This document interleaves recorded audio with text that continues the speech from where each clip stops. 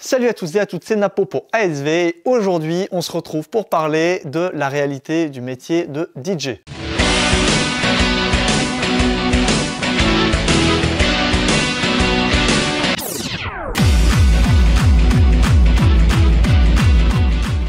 Alors la réalité du métier de DJ, c'est quoi ce titre de vidéo? Il y a ce qu'on imagine et ce qui est vrai. Donc comment je structure ma vidéo? Tout simplement vous listez, en fait je vais parler avec vous des différentes tâches auxquelles il faut penser quand on est prestataire DJ. Parce que il y a beaucoup de choses et en fait être DJ, être DJ, mixer sur ses platines, c'est tout petit. Sur le total de ce que tu dois faire quand tu veux faire ce métier, c'est tout petit, tout petit, tout petit, tout petit. Donc c'est bien de savoir un peu tout ce qu'il y a autour, parce que si t'as pas les épaules, je vais pas dire ça, c'est pas si t'as pas les épaules, c'est si t'as pas l'envie, le temps et l'énergie de faire tout le reste, ça suffira pas. Donc, quelles sont les différentes tâches qu'on retrouve dans le métier de DJ? La première tâche, évidemment, c'est le mix. Je l'ai mis en premier, alors que moi j'ai tendance à le classer dans le dernier, dans mes priorités de ce que j'ai à faire, mais c'est quand même une réalité, à savoir que t'es sur tes platines, et il y a forcément un moment où tu passes des musiques, tu mixes, et c'est forcément un moment où tu fais ça, parce que tout le monde pense que c'est que ça, mais en fait, non, c'est pas que ça, il y a tellement de choses autour. Donc, c'est quelque chose que j'ai mis en premier de la liste. La préparation des playlists. La préparation des playlists est encore plus important que le mix, parce que c'est tout ça qui va faire que pendant que tu es en prestation, tu te perds pas, tu gères ta prestation. C'est parce qu'en amont, tu as pris le temps d'avoir une grande bibliothèque musicale que tu connais, que tu maîtrises, tu connais les musiques, tu connais les fichiers, tu sais quand il faut les commencer, quand il faut les terminer. Si jamais c'est pas des fichiers Lego, ce que je ne vous invite pas à faire, il faut avoir des fichiers de bonne qualité, c'est la base. Mais bref, le temps passé à s'occuper de ces playlists, c'est beaucoup de temps. C'est parfois un peu fastidieux, parfois c'est passionnant, mais parfois c'est fastidieux aussi. Il faut savoir les mettre à jour, il faut savoir se tenir un peu au courant des nouvelles musiques, même si moi, par exemple, je suis un gros fan de techno. Bon, dans la techno, j'écoute beaucoup de techno au quotidien, mais il faut quand même que je me tienne informé des musiques qui sont d'actualité, qui plaisent aux gens, qui sont assez dansantes, qui peuvent être passées en mariage, ça c'est important. L'installation, le montage, démontage, c'est une réalité importante qu'on sait généralement dès le début, et souvent c'est une partie qui amuse, mais c'est aussi une partie qui est très fatigante et qui prend beaucoup de temps parfois.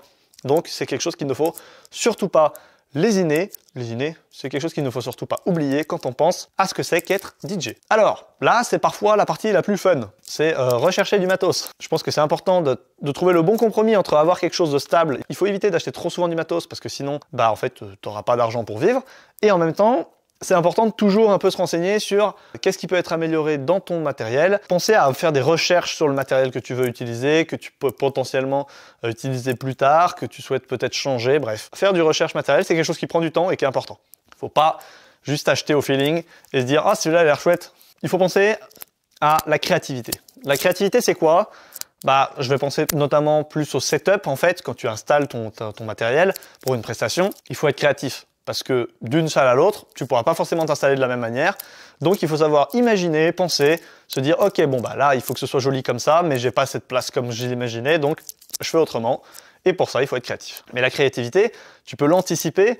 Tu peux parfois te dire ok, j'aimerais créer une nouvelle scénographie, et je vais y réfléchir. Ça c'est de la créativité, ça prend du temps, ça demande du travail, mais c'est une réalité. La compta, oui, c'est en fait toute société, toute chose qui sert à gagner de l'argent. Il faut faire de la comptabilité. Alors, ça peut ne pas être très compliqué. Si tu es en régime auto-entrepreneur, c'est assez simplifié.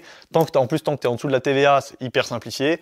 Après, si tu rentres dans la TVA ou si tu passes en statut entreprise, c'est évidemment plus compliqué. Il faut un bilan comptable annuel. Bref, il y a beaucoup de choses à savoir. Mais la compta, c'est un chapitre. Tu peux pas, voilà. Si tu veux pas faire de la compta jamais dans ta vie, faut être salarié. Il faut être salarié et pas travailler en comptabilité, et là tu feras jamais de compta. Mais sinon, tu feras de la compta, tu seras obligé d'y être confronté, même si tu choisis de te faire assister par un comptable, il y a quand même un moment où tu dois faire une partie du boulot parce que c'est ta société, donc il y a un moment, il faut bosser. Le marketing et la com, ouais, parce que si tu as envie que ton activité elle marche, il faut faire et du marketing et de la communication, parce que tu crées une société à part entière, c'est toi qui gères tout, donc évidemment toute la partie trouver des clients, aller les chercher, qu'est-ce qui leur donne envie de venir, tout ça c'est du marketing et de la communication. T'es pas une agence de pub peut-être, mais n'empêche que tu dois donner envie aux gens de venir vers toi, savoir communiquer avec eux pour leur donner envie d'être tes clients. Et tout ça, c'est beaucoup de travail. La gestion d'un site internet, que ce soit un site internet propre ou bien être sur un site d'annonce type mariage.net, mariage.com, je sais plus, bref, d'être sur les sites de référencement pour les organisations de mariage, tout ça, ça prend du temps, c'est des annonces, c'est faire des annonces qui sont pros, ça rentre un peu dans le marketing et la com, mais du coup c'est de la gestion informatique qu'il faut savoir faire, qu'il faut prendre le temps de le faire, c'est important. Le bricolage, et oui, c'est très important de savoir bricoler quand on fait ce genre d'activité parce que déjà, il peut y avoir un imprévu en prestation où tu as besoin de bricoler quelque chose pour pouvoir corriger le problème. Et parfois même, typiquement, je repense à la vidéo de Thomas de TSL Formation qui voulait adapter le support de ses lyres sur un monotube Gravity. Et ben du coup, il a bricolé pour pouvoir en faire quelque chose de bien. Et ça a marché. Donc c'est du bricolage, c'est important de savoir bricoler parce que dans ton matériel, dans tes prestations, tu vas avoir besoin de bricoler un petit peu à droite à gauche. Donc c'est important d'avoir quelques notions et d'aimer faire ça parce que ça arrivera souvent. Les temps de trajet. Alors ça dépend, hein. Il y en a qui choisissent de ne pratiquer des prestations que autour de chez eux, c'est un choix. Moi, je choisis de pratiquer tout en France, partout en France. Et bah voilà, il y a des prestations où j'ai fait plus de 4 heures de route. C'est long, ça représente quelque chose, ça représente, bah forcément, c'est du temps de trajet. C'est une réalité, ça représente 8 heures sur un week-end, donc faut pas l'oublier, hein. C'est une vraie réalité. Parce que forcément, entre un mariage qui est à moins d'une heure et un mariage qui est à plus de 4 heures, c'est pas la même chose, mais faut pas l'oublier.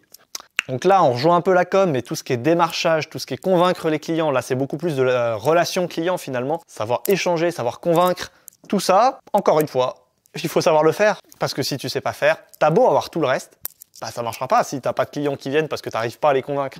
T'as beau avoir une super prestation, les gens, si à chaque fois que tu échanges avec quelqu'un, il part en courant parce que, je sais pas, tu lui as fait peur, c'est pas terrible. Donc il faut y penser, il faut apprendre à le faire si tu sais pas le faire. Et si t'as le feeling, tant mieux, tu vas apprendre sur le tas. Sinon, faut pas hésiter à prendre des formations là-dessus. Donc tout ce qui est relation humaine, c'est hyper importante. Et la relation humaine, parfois, elle passe par l'écrit. Et qui dit écrit, dit orthographe. Et ça...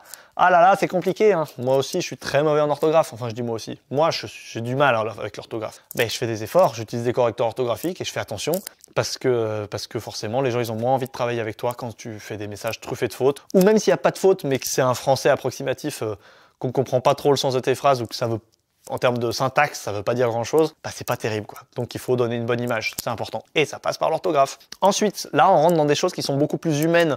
Certains ne le verront pas forcément comme quelque chose d'obligatoire. Pour moi, c'est la réalité et c'est hyper important. Donc c'est pour ça que je l'ai mis. Donc on est vraiment là dans la relation humaine, mais réelle. C'est savoir l'accompagnement et l'empathie. Bah, l'accompagnement, c'est quand tu travailles avec... typiquement, moi, je fais que des mariages. Donc quand je travaille avec les mariés pour l'organisation de leur mariage, bah, il faut savoir les accompagner dans ce qu'ils veulent, c'est eux qui choisissent, c'est leur journée, toi tu es là pour les aider, pour accompagner cette journée, t'es pas là pour juste te faire ton kiff, donc ça c'est hyper important, et pour ça, il faut de l'empathie. L'empathie, c'est ce qui te permet de comprendre ce qu'ils ressentent, savoir où sont leurs émotions, savoir être à leur écoute, savoir répondre à leurs besoins, à leurs attentes, et pour ça, l'empathie c'est hyper important. Si tu ne ressens rien pour les autres, ne fais pas ce métier-là, tu seras à côté de la plaque. Tu peux pas, sans empathie, tu peux pas. Il faut que tu ressentes ce que les gens veulent et que tu as envie de leur faire plaisir. Et là tu marches. Là, ça marche. Et ensuite, je terminerai sur des points un peu plus techniques. Donc, on va être sur l'organisation du matos, c'est-à-dire comment tu t'organises avec ton matériel. Où est-ce que tu le stockes? Parce que c'est important, hein. C'est pas le tout d'avoir plein de matériel, mais il faut savoir où tu le mets, hein. Et oui, donc quand tu as une société, parfois tu as un local, mais avoir un local de société, c'est des frais. Soit tu l'as acheté, soit tu le loues, mais c'est des frais, et c'est des frais qui coûtent cher. Donc, c'est important de savoir ce que tu veux faire, comment tu gères ton matériel, où est-ce que tu le stockes. Et évidemment, les véhicules. Il faut avoir un véhicule. Est-ce que c'est ton véhicule? Est-ce que tu le loues? Est-ce que bref, tout ça, c'est des choses qu'il faut prendre en compte. Il faut penser à tout ce package, parce que s'il manque des trucs, ça marche pas. Tu dois avoir tout. Tu dois avoir tout pour pouvoir faire ta prestation. Et là, en pensant à tout, il faut aller chercher. Il faut aller chercher à quoi j'ai pas pensé, à quoi j'ai pas pensé. Alors parfois, au début, tu vas dire « Ok, j'ai pensé à tout ». Tu te lances sur une prestation, et après, tu t'en rends vite compte. Ça, c'est au début, généralement. Tu fais tes premières prestations, et tu te dis « Ah merde, il me manquait ça ». Bon, la fois d'après, tu y penses. Et la fois d'après, tu te dis « Ah, il me faudrait ça aussi ». Puis la fois d'après, tu y penses. Et ainsi de suite. Et comme ça, tu oublies de moins en moins de choses. Mais plus tu penses de choses en amont, plus tu es conscient de ce qu'il faut pour faire ce métier, mieux c'est, hein. Plus tu gagnes du temps et t'évites de perdre bêtement du temps ou des mauvaises expériences, parce que si tes clients sont pas contents, crois-moi que ça va te desservir, ça va baisser ton image, et là, c'est très très très mauvais pour le marketing. Donc il faut toujours faire les choses à fond et faire les choses bien. Et ben voilà, je crois que j'ai cité à peu près tout ce qui semblait pour moi représenter la réalité du métier de DJ.